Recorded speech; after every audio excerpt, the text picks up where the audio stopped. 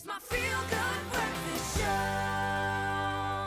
Welcome back, you beauties, as we rejoin the environmental conversation, this notion of one welfare, and we're getting an update on some of those key species now. We've spoken about the plight of the lion, and let's now focus on the rhino. It might surprise you that our next guest followed on from a very successful career in professional rugby to discover what looks like his actual purpose on this planet, on the front lines of rhino conservation.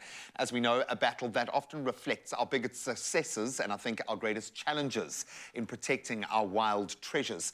And he has done what many of us only dream of doing twice now, I guess. Please welcome founder of the Nkombe Rhino NPC and one of Western Province Rugby's favourite sons, Joe Peterson. Just look at that beautiful face. Good morning, Joe. How are you, buddy? Morning, Graham. I think you should stick with the pictures and the other videos. I wouldn't, the live stuff's not necessarily needed that much. And we all have our golden era, bud. We all have our golden era. But it's so good to connect with you. You obviously took a massive leap towards your purpose in going all into conservation. What was that? Before we get into the current kind of numbers relating to our rhinos, what was this step in your life reflecting? Why go all in for the rhino, bro?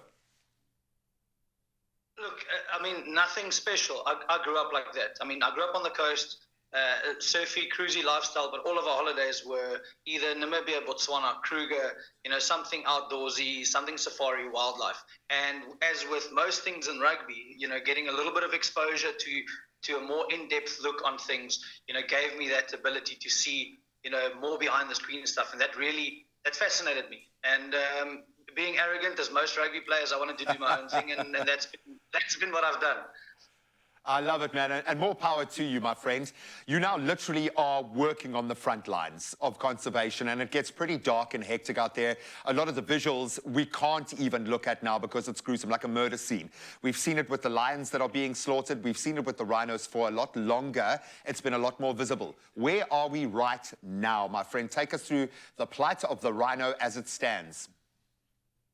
Yeah, look, it's nice that you're breaking it up like that, and focusing on rhino is probably the most important one, and not because I'm biased, because rhino is not my favorite animal. I'd rather say, wild dog's probably my favorite animal. But if you look at what's happening in the rhino world, for the last 12, 13, 14 years even, it's actually the species that if you look after them, they umbrella quite a few other species because of the amount of work that has to go in, to protecting rhino. And this is specific to each country.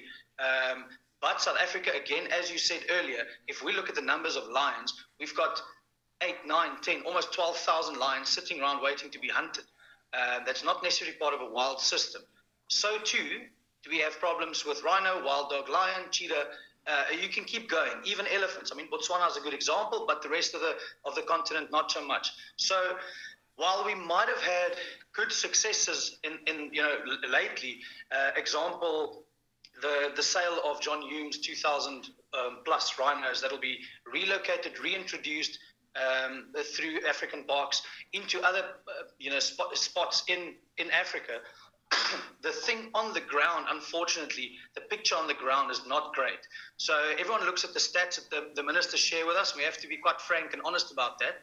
We look at those stats and we go, a couple of years ago, we had 1,200 rhinos killed every year through poaching. And that's decreased, and now we're sitting at close to 400 or 500. And we all think, let's clap hands, it's a massive success. That's not necessarily the answer.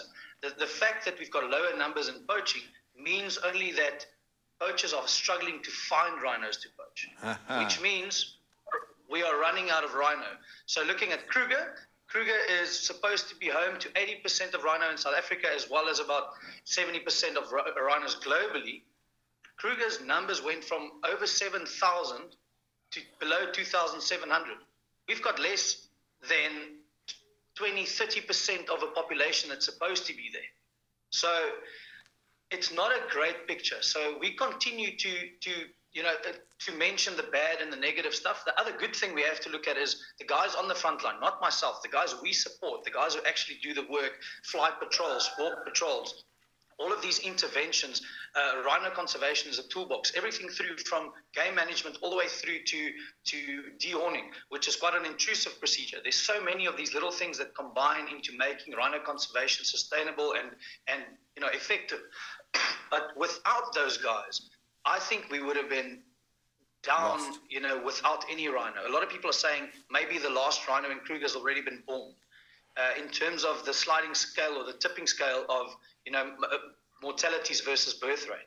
So unfortunately, it's not a good picture, but by focusing on key species or umbrella species like lion, rhino, wild dog, a lot of people they think it's a feral animal, or wild dog, for instance. So Well, by we love focusing it, on yeah. these species, we umbrella so many other species and that benefit, pangolin, all of those, they benefit from big Within that conservation efforts network. into Oh, Joe, rhino, we're going to into have to. I'm lion. going to have to cut in there, my friend.